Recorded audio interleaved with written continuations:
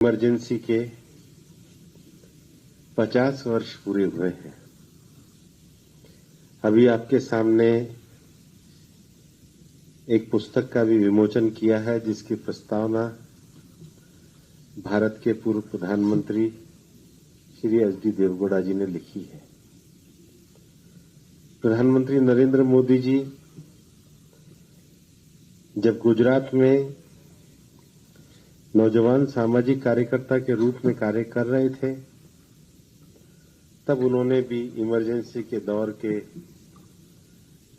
अपने अनुभवों के आधार पे एक समीक्षा करी थी। और 50 साल पहले कांग्रेस ने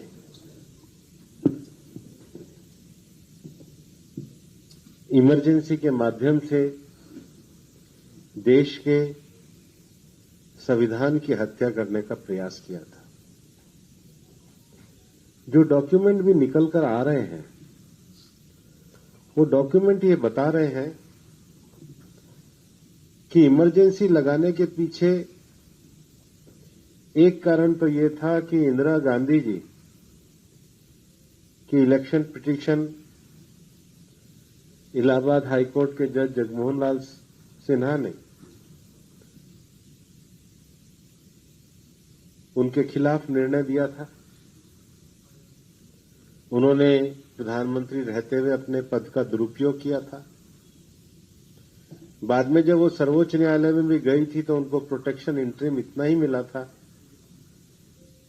कि वो संसद की सदस्य तो रह सकती है, पर संसद में वोट नहीं डाल सकती। एक व्यक्ति के ऊपर न्यायालय के निर्णय पर उन्होंने पूरे देश को इमरजेंसी के रास्ते पे धकेल दिया। ये कोइंसिडेंस था कि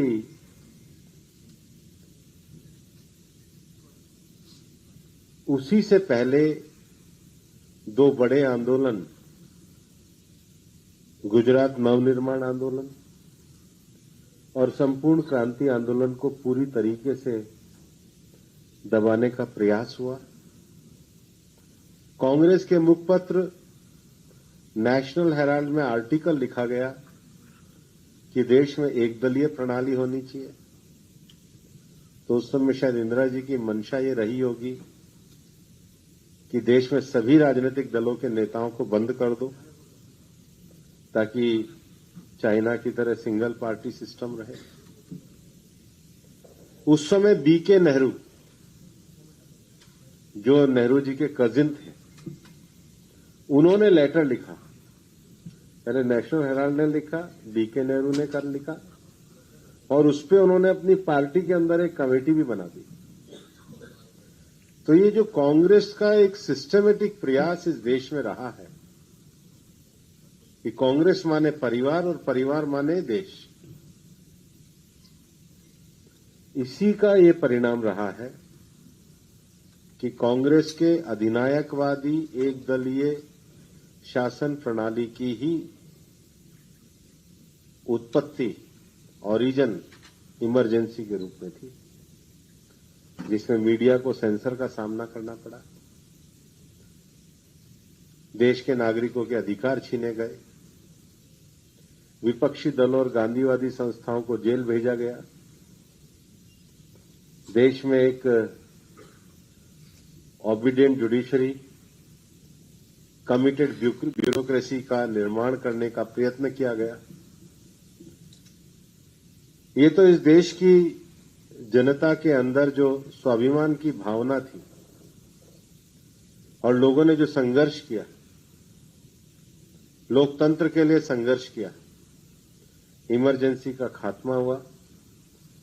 लेकिन ये देश अपने संविधान के मूलभूत सिद्धांत, बेसिक स्ट्रक्चर ऑफ कॉन्स्टिट्यूशन पे चले, देश में लोकतंत्र जीवित रहे, देश में गणतंत्र जीवित रहे, देश में निष्पक्ष चुनाव आयोग रहे, देश में निर्भीक जुडिशरी रहे, देश में मीडिया की स्वतंत्रता रहे, फेडरल स्ट्रक्चर से देश तरक्की करे।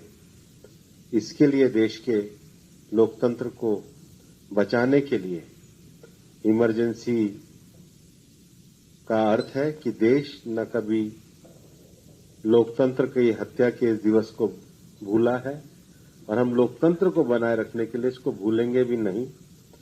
और उसी के मद्देनजर ये प्रधानमंत्री जी के द इमरजेंसी डायरीज को भी यहां पर आपके सामने, चूंकि ये तो आ चुकी है, इसका लोकार्पण किया चुका है, लेकिन कर्नाटक में आज इसको लोकार्पित किया है।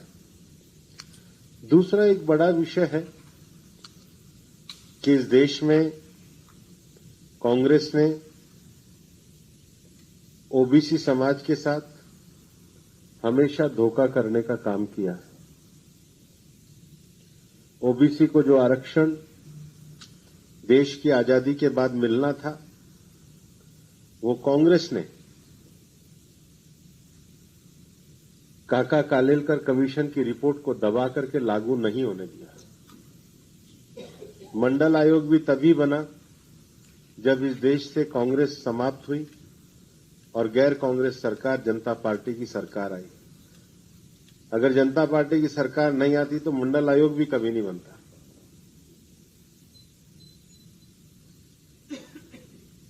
मंडल आयोग की रिपोर्ट भी तभी लागू हुई जब इस देश से कांग्रेस की सरकार चली गई। अगर गैर कांग्रेसी सरकार वीपी सिंह की नहीं आती तो मंडल आयोग की रिपोर्ट भी लागू नहीं होती। ओबीसी को संवैधानिक आयोग का भी दर्जा तभी मिला जब प्रधानमंत्री नरेंद्र मोदी जी सत्ता में आए। तो जब भी इस देश में कांग्रेस सत्ता में रही है, ओबीसी को कभी कुछ नहीं मिला है। और यही कारण है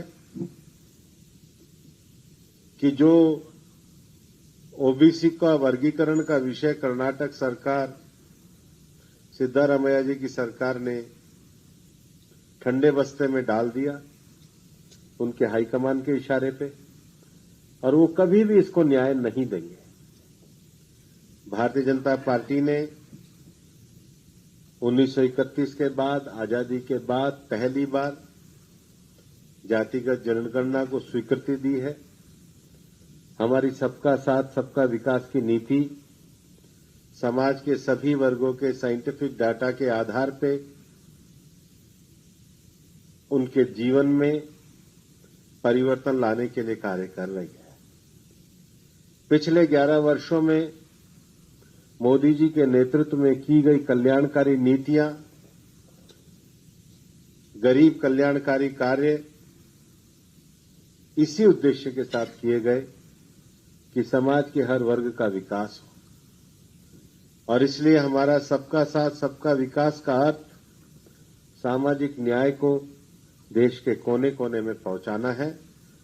और देश की ओबीसी की जनता इस बात को अच्छी तरीके से समझ गई है कि कांग्रेस के राज में जो धोखा देने का काम किया है, इसके कारण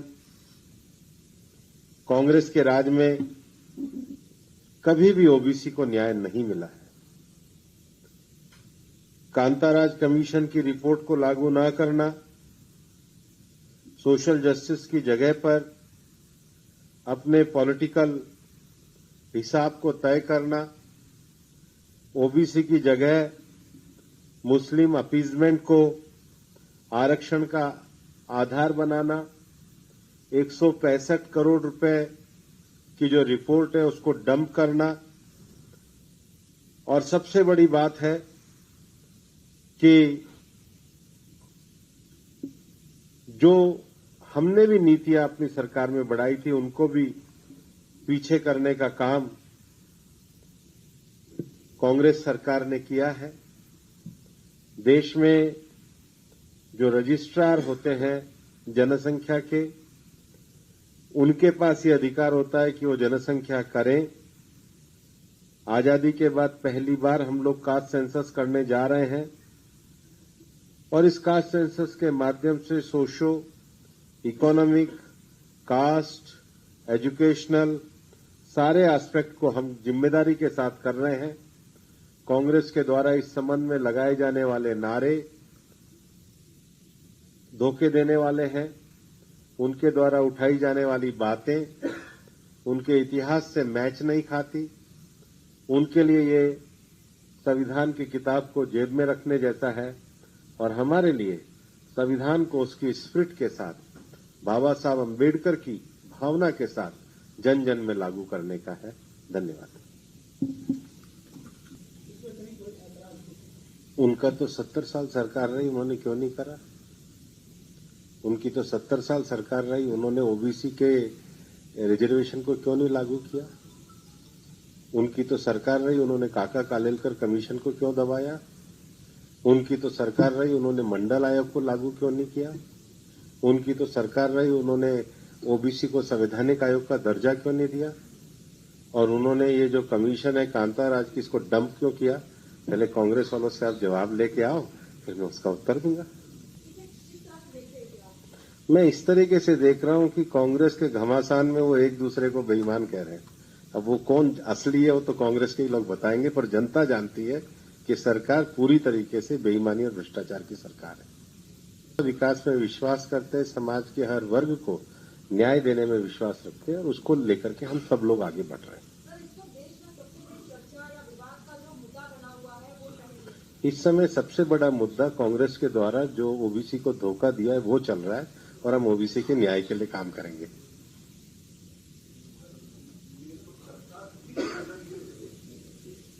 सरकार ओबीसी और सभी वर्गों को पूरी तरीके से न्याय देगी।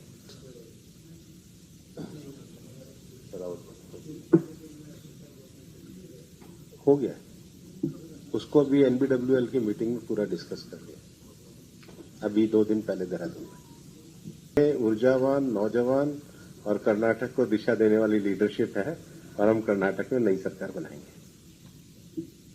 ಹೆಚ್ಚಿನ ವಿಡಿಯೋಗಳಿಗೆ ಪ್ರತಿಧ್ವನಿ ಯೂಟ್ಯೂಬ್ ಚಾನೆಲ್ ಸಬ್ಸ್ಕ್ರೈಬ್ ಮಾಡಿ, ಬೆಲ್ ಐಕಾನ್ ಕ್ಲಿಕ್ ಮಾಡಿ।